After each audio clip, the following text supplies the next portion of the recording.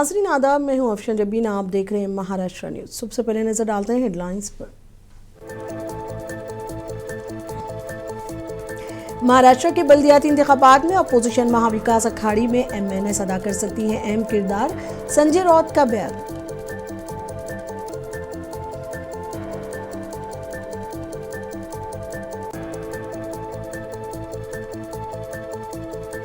तालीमी इदारों में आरएसएस की मौजूदगी तरक्की पसंद सोच को करती है कमजोर, रोहित पवार ने घरके के बयान की हिमायत की।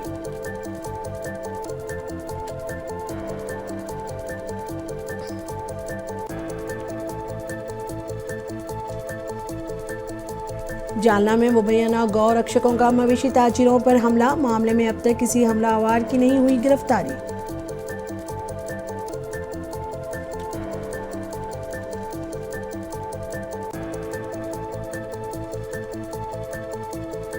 नांदेड़ में तदरीस के बदलते तकाजे और मसनूई जहानत के इस्तेमाल के उन्वान पर वर्कशॉप का इनेकाद।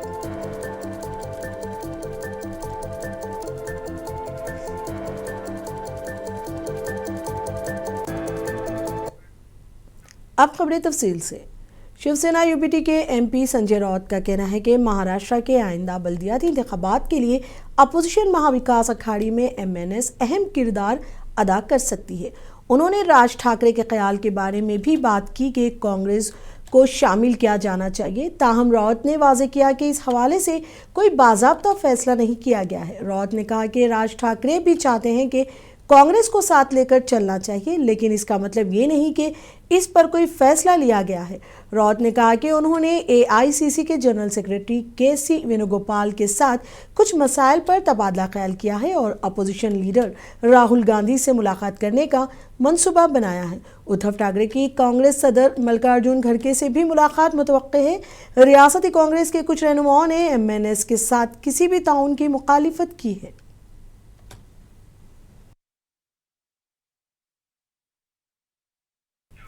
कर्नाटक में आरएसएस पर पाबंदी से मुतालिक पूछे गए एक सवाल के जवाब में संजय राउत ने कहा कि सरदार पटेल अगर मुल्क के वजीर आजम होते तो आज आरएसएस का कोई वजूद नहीं रहता।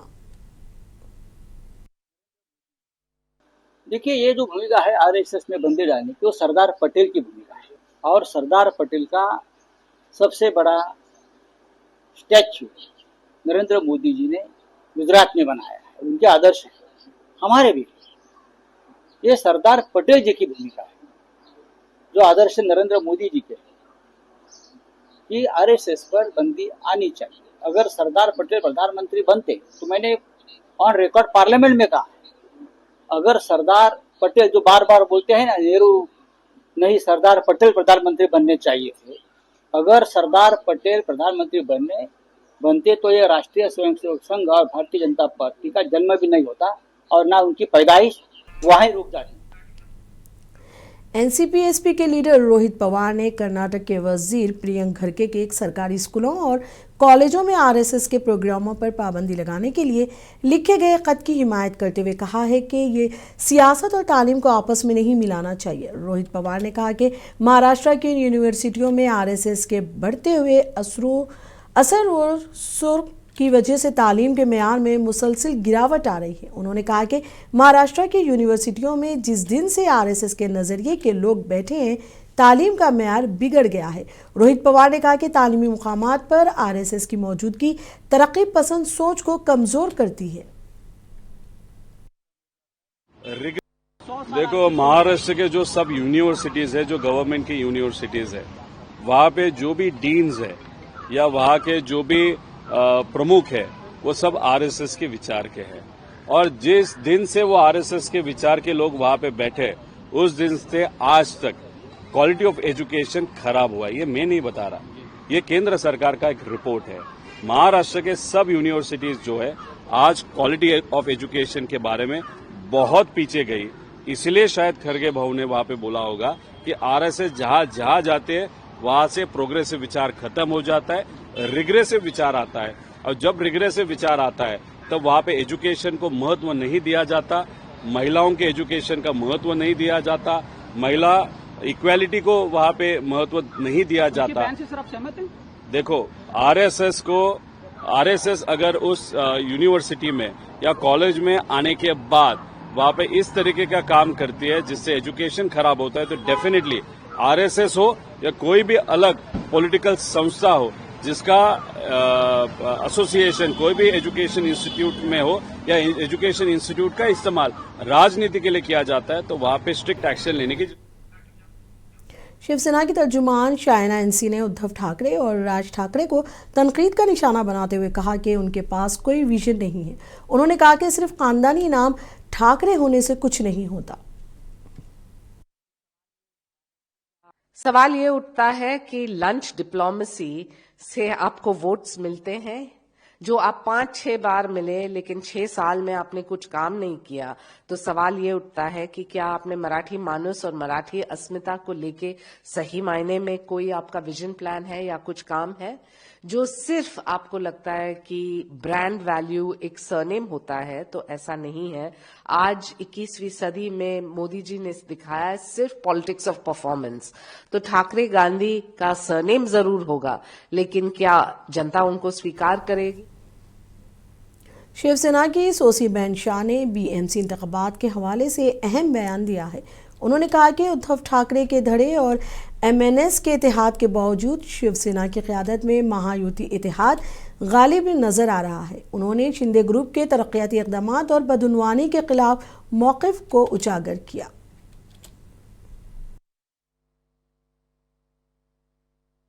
एक बात समझ ले महाराष्ट्र की जनता, शायद समझ गई महाराष्ट्र की जनता, हर मुंबई का जानता है, समझता है कि बीएमसी पर भगवा लहरेगा महायुति का, शिवसेना का, उसमें दो मत हो नहीं सकते। कथाकथित युति है उबाटा और राज ठाकरे की, यानी उद्धव जी और राज ठाकरे की, परिवार का मेल है, उनका स्वागत है। डेमोक्रेसी है, लोकतंत्र है, जिसको जिसके साथ गठबंधन करना हो, युति करना है, उनका स्वागत ही है। लेकिन अभी भी कथाकथित है, सोच है, एक समझ है, लेकिन मैं नहीं मानती कि मुंबईकर मराठी मानुस, फिर वो हिंदी हो, हिंदी भाषी हो, गुजराती भाषी हो, मन बना लिया है। विधानसभा ने, मुंबई ने एक डंके की चोट पर महायुति को, हमारे प्रमुख नेता एकनाथ राव की, शिंदे जी की नेतृत्व को सराहना दिया है, और एक बार फिर हमारा ही भगवा कॉरपोरेशन।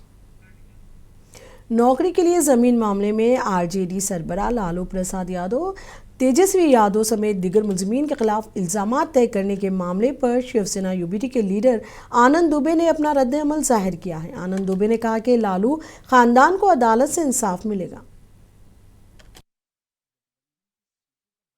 देखिए, बहुत ही दुर्भाग्यपूर्ण है। वैसे तो हम आदरणीय कोर्ट का बहुत सम्मान करते हैं, कोर्ट ने अगर कोई टिप्पणी की है तो सर आंखों पर लेते भी हैं, लेकिन भारतीय जनता पार्टी ने जिस प्रकार चुन चुनकर विरोधियों को निशाना बनाने का काम किया है, और अभी गठबंधन की सीटों का बंटवारा तक नहीं हुआ, कौन कहां से लड़ेगा। लालू जी, तेजस्वी जी दिल्ली थे और दिल्ली में राहुल जी से उनसे मुलाकात हो रही थी। इसी बीच में अगर एक खबर आ रही है कि वो लोग आरोपी हो गए हैं, तो वो दुर्भाग्यपूर्ण। लालू जी बार बार कोर्ट में कह रहे हैं कि मैं आरोपी तो आप मुझे भले बता रहे हैं, बट मैं दोषी नहीं हूं, मैं निर्दोष हूं, मुझे फंसाया जा रहा है, मैंने ऐसे किसी काम में मेरा इन्वॉल्वमेंट नहीं रहा है। लेकिन अब ये कौन सुनेगा, क्योंकि जब सीबीआई किसी चीज को हैंडल करती है या ईडी हैंडल करती है या और भी जो सरकारी एजेंसियां होती हैं, वो किस प्रकार, आपको पता होगा इसी बीच में हमारे संजय राउत जी को पकड़ लिया था, 100 दिन जेल में रखा, फिर कोर्ट के फटकार के बाद ईडी ने उनको बेल दे दिया। ऐसे हेमंत सोरेन जी को पकड़ के रखा, ऐसे अरविंद केजरीवाल जी, संजय सिंह, लंबी लिस्ट है। विरोधियों को पकड़ पकड़ कर जेलों में रखा जाता है, बाद में पता चलता है कि तो इस केस में इन्वॉल्व भी नहीं थे। उसी प्रकार हमें लग रहा है कि लालू जी को फंसाने से ज्यादा इस समय जो चुनाव का समय है उसमें उलझाने की कोशिश की जा रही है, ताकि लालू प्रसाद यादव जी और उनका पूरा परिवार इसमें मानसिक रूप से उलझ जाए और भारतीय जनता पार्टी एनडीए अपने प्रचार में लग जाए। तो ये जो गंदी राजनीति है, चाहे अखिलेश यादव जी के फेसबुक अकाउंट को आप ब्लॉक कर दे रहे हैं या सस्पेंड कर दे रहे हैं और बाद में फिर वो बहाल हो रहा है, तो ये जो बदले की भावना से राजनीति की जा रही, बहुत ही दुर्भाग्य है। हम फिर भी कहेंगे कि मामला कोर्ट में लंबित है, आज नहीं कल लालू जी को न्याय मिलेगा। सत्य पराजित कभी नहीं होता, सत्य परेशान होता है। तो अंत में यही लोग कहते हैं ना कि सत्य में जयते। मरकजी वजीर रेलवे अश्विनी वैष्णव का कहना है कि मुंबई और अहमदाबाद के दरमियान तेज़ रफ्तार बुलेट ट्रेन प्रोजेक्ट बहुत अच्छी तरह से आगे बढ़ रहा है। मरकजी वजीर ने आज बिलीमोरा स्टेशन पर कामों का मुआयना किया। अश्विनी वैष्णव ने कहा कि स्टेशन को बहुत ही मुनफरिद अंदाज में डिज़ाइन किया गया है। उन्होंने कहा कि महाराष्ट्र एक्शन 2029 तक मुकम्मल होने की उम्मीद है। एक बार जब ये प्रोजेक्ट मुकम्मल हो जाएगा, मुंबई से अहमदाबाद का सफ़र 8 घंटे के बजाय सिर्फ 2 घंटे का हो जाएगा।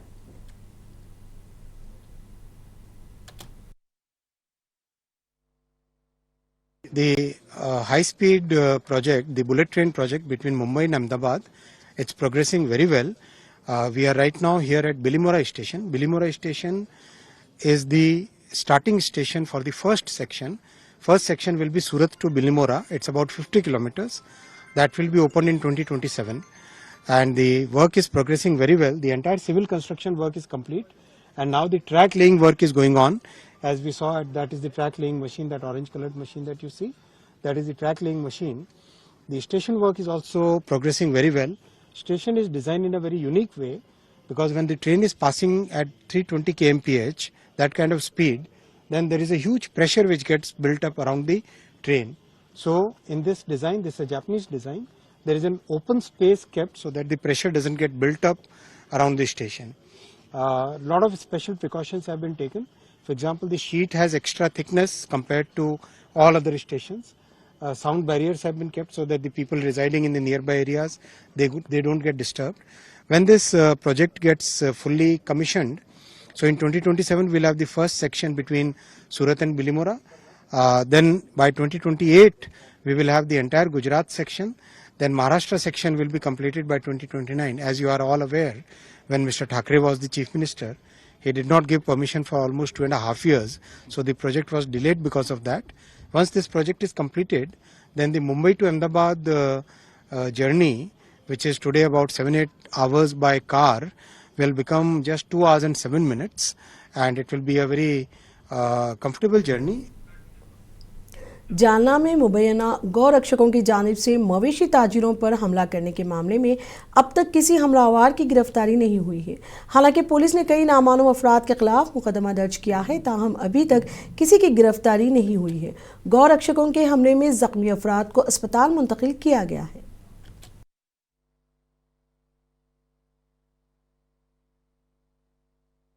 मराठा पाटील आणि परदेशी हे जनावरांचे व्यापारी आहेत, हे गाड्याचे ड्रायव्हर आहेत आणि किन्नर आहेत. तर यांनी ते जे गाई तर नाही, ते त्याच्यामध्ये बैल जे आहेत हे बैलाचे व्यापारी आहेत, हे मराठा हिंदू असलेले, आणि हे मुस्लिम आहेत जे फक्त त्यांना ते बैल जे आहेत ते घेऊन चालले होते दुसऱ्या बाजारामध्ये विकण्यासाठी. असं असताना गोरक्षक लोकांनी यांना सोडून दिलं. हे हिंदू म्हणून हे लोक सोडून दिले आणि हे मुस्लिम लोक रक्तबंबाळ केले. मी गाईच्या बाजूची तर आहेच आहे, बैलाच्या बाजूची आहे, तुम्ही कुत्र्या मांजराच्या सुद्धा बाजूची. कुत्र्या मांजरावर सुद्धा त्यांना सुद्धा क्रूरपणे त्यांचा छळ करू नये, त्यांना मारू नये, या मताची मी आहे. परंतु आम्ही जर जनावरांचा विचार करत असेल. जालना में 6 अक्टूबर को एक घटना सामने आई थी, जिसमें गौरक्षकों द्वारा जानवरों की वाहतूक करने वाले व्यापारियों पर हमला किया गया था। अभी इस वक्त मैं तालुका जालना पुलिस स्टेशन में हूँ। ये पीछे की जो गाड़ी है MH20 EL 7887, इसी वाहन द्वारा जानवरों की वाहतूक की जा रही थी। इस वाहन की वाहतूक सिल्लोड के पशु व्यापारी सोमवार को वड़ौद बाजार से 21 जोड़ी बैल लेकर ऐशर क्रमांक MH20 EL 7887 और KA 51D 4363 में जालना पिंपलगांव होते हुए लातूर जिले के नालेगांव ले जा रहे थे। जालना के गौरक्षकों को सूचना मिलते ही इन ऐशरों में मवेशियों की तस्करी की जा रही है ऐसा मालूम पड़ते ही उन्होंने सैकड़ों सहयोगियों को बुलाया और स्थानीय अपराध शाखा की मदद से इन गौरक्षकों ने लोंडेवाड़ी शिवार में दोनों ऐशरों को रोका और चालक पर लाठी और लोहे की छड़ पत्थर से हमला किया। जब चालक पर हमला पुलिस के सामने किया जा रहा था, तब चालक दया की भीख मांग रहा था और गौरक्षक के सामने 4-5 लोगों के गंभीर रूप से घायल होने के बाद पुलिस ने जब्त किए गए पशुओं को एक गौशाला में ले जाकर छोड़ दिया। इस बीच गौरक्षकों के खिलाफ तालुका जालना पुलिस स्टेशन में गुना दाखिल कर दिया गया है। आरोपी की शिनाख्त होने के बावजूद अभी तक FIR में अज्ञात लोगों के खिलाफ FIR दर्ज किया गया और अभी तक कोई गिरफ्तारी नहीं हुई है। हमने स्थानीय पुलिस से कांटेक्ट करने की कोशिश की तो इन्होंने इस पर प्रतिक्रिया देने से नकार किया है। अब देखना दिलचस्प होगा कि ये गौरक्षकों की गिरफ्तारी कब होंगी। जिन लोग जख्मी हैं उनके ऊपर जिला सामान्य रुग्णालय में उपचार किया जा रहा है। Nazim Maniyar, Munsif TV, Jalna. All India Ideal Teachers Association Nanded की जानिब से तदरीस के बदलते तकाज़े और मसनूई ज़हानत का अमली इस्तेमाल के उन्वान से एक वर्कशॉप मुनक़िद किया गया, जिसमें माहिरीन तालीम, इंजीनियरों और दर्जनों असातिज़ा ने शिरकत की। वर्कशॉप का मकसद तालीमी मैदान में मसनूई ज़हानत, AI के मौसर और मुस्बित इस्तेमाल से असातिज़ा को रोशनास कराना था। नागपुर की एक मारूफ IT कंपनी के माहिर इंजीनियरों की टीम ने स्मार्ट बोर्ड के ज़रिए लाइव डेमो पेश करते हुए दिखाया कि तदरीसी अमल को जदीद AI टूल्स की मदद से किस तरह आसान, दिलचस्प और नतीजा खेज़ बनाया जा सकता है।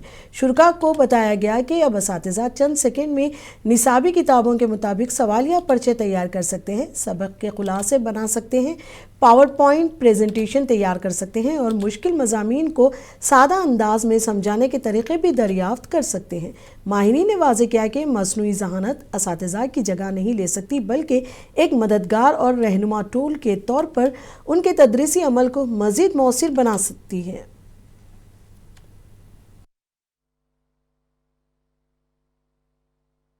यहाँ पर हमारा ये मकसद है आयटा का कि हम आयटा और असातिज़ा ये सब मिलकर हमारे मुल्क की तरक्की में एक अहम किरदार अदा करें, एक अहम रोल अदा करें। उसके लिए हम हमारे असातिज़ा को नए नए तदरीसी वसाइल तैयार करने के लिए, नए नए टूल्स का अपने तदरीस में इस्तेमाल करने के लिए उनके मुख्तसर से वर्कशॉप लेकर उनको उनसे तारुफ पेश करने की कोशिश कर रहे हैं। वो यहाँ से जाने के बाद में उन टूल्स का इस्तेमाल अपनी तदरीस में, तदरीसी मवाद तैयार करने में, तुलबा की टेस्ट लेने में, जांच करने में उसका इस्तेमाल इंशाअल्लाह करेंगे। हम ये चाहते हैं, हमारा आयटा का मकसद है कि हम हमारे असातिज़ा का इल्मी, फ़िक्री, फ़न्नी और पेशा वराना इर्तिका करें। तो हमारी टीम कोडफ्लक्स है। हम लोग जितने भी आज के टाइम पे AI टूल्स आ चुके हैं, आज के टाइम पे इतने सारे AI टूल आ चुके हैं जिनकी कोई गिनती नहीं है। और वो AI टूल सिर्फ और सिर्फ IT तक के लिमिटेड नहीं है, सिर्फ इंजीनियर्स तक के लिमिटेड नहीं है। वो AI टूल को एक सिंपल डॉक्टर, एक इंजीनियर, एक टीचर, एक बिजनेसमैन और एक मार्केटिंग इंसान भी यूज़ कर सकते हैं। अवामी खिदमत के जज्बे के तहत कुल हिंद मजलिस इत्तेहादुल मुस्लिमीन की जानिब से हज़रत फ़ातिमा गर्ल्स हाई स्कूल व जूनियर कॉलेज में फ्री मेगा मेडिकल कैंप मुनक़िद किया गया। ये कैंप सुबह 9 बजे से शाम 5 बजे तक जारी रहा, जिसमें इलाके के हज़ारों मर्द, ख्वातीन और बच्चों ने शिरकत की। लोगों ने माहिर डॉक्टरों की निगरानी में मुख्तलिफ अमराज का मुआयना करवाया और मुफ्त अदवियात से फ़ायदा उठाया। माहिर डॉक्टरों की टीम ने मरीजों के इलाज के साथ साथ सेहत की हिफाजत के बारे में मुफीद मशवरे भी दिए। इसके अलावा आवाम को सरकारी सेहत स्कीमों के बारे में रहनुमाई फराहम की गई।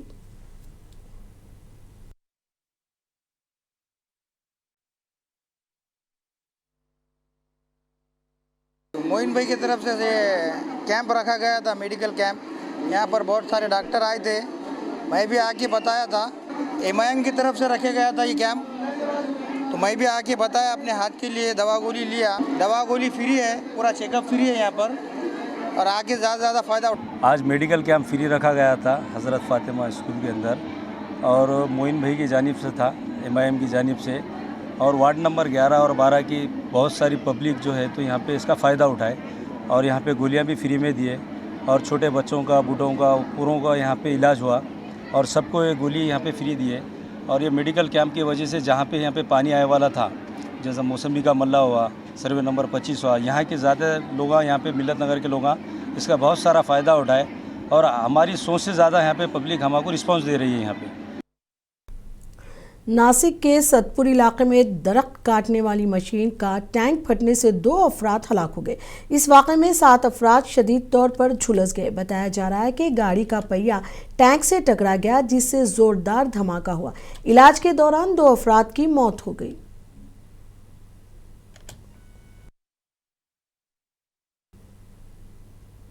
मुंबई के कल्लासी एसटी रोड पर स्क्रैप के गोदाम में आग लग गई। इत्तलात के मुताबिक मुंबई के कल्लासी एसटी रोड पर मौजूद एक स्क्रैप के गोदाम में भयानक आग लग गई। इत्तला मिलते ही फायर ब्रिगेड की गाड़ियां मौके पर पहुंच गई। आग पर काबू पाने के लिए 8 गाड़ियों को तलब किया गया है। पुलिस ने भी मौके पर पहुंचकर बचाव सरगर्मियों को अंजाम दिया। मामले की तहकीकात जारी है।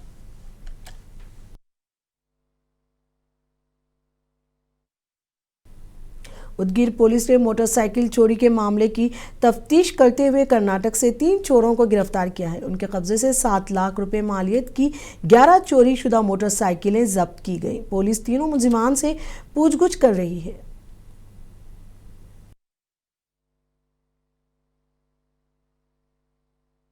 हमारी टीम को गुप्त बातमी मिल गई कि कोई जो कर्नाटक और बिदर में और तेलंगाना में चोरी करने वाले चोर यहाँ पे आए और वो उनके गैंग यहाँ पे एक्टिवेट करें।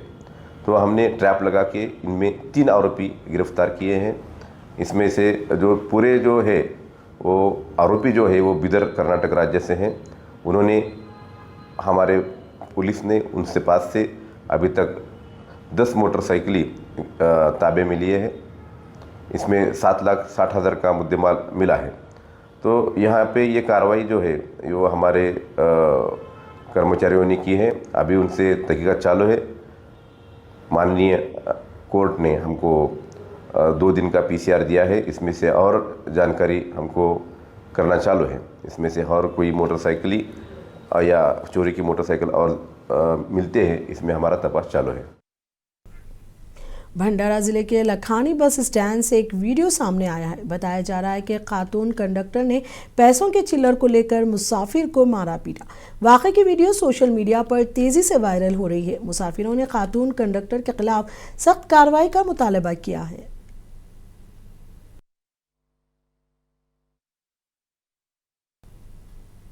सुप्रीम कोर्ट ने पीर को अपने हुक्म में वकील रोहित पांडे की तरफ से दायर PIL पर गौर करने और हुक्म देने से इनकार कर दिया, जिसमें साबिक जज की सरबराही में खुसूसी तहकीकाती टीम SIT का मुतालबा किया गया ताकि वो राहुल गांधी की तरफ से बड़े पैमाने पर इंतखाबी फहरिस्तों में हेरा फेरी के लगाए गए इल्ज़ामात की तहकीकात करे। अदालत ने कहा, हम इस अर्जी पर गौर करने के लिए तैयार नहीं हैं जो कि अवामी मफाद से दायर की गई है।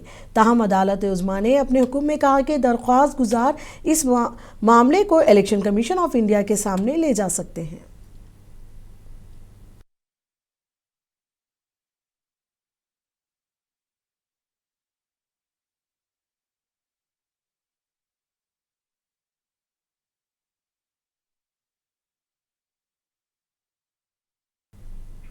हिंदुस्तान में इन दिनों स्वदेशी मसनूआत की मांग तेजी से बढ़ रही है।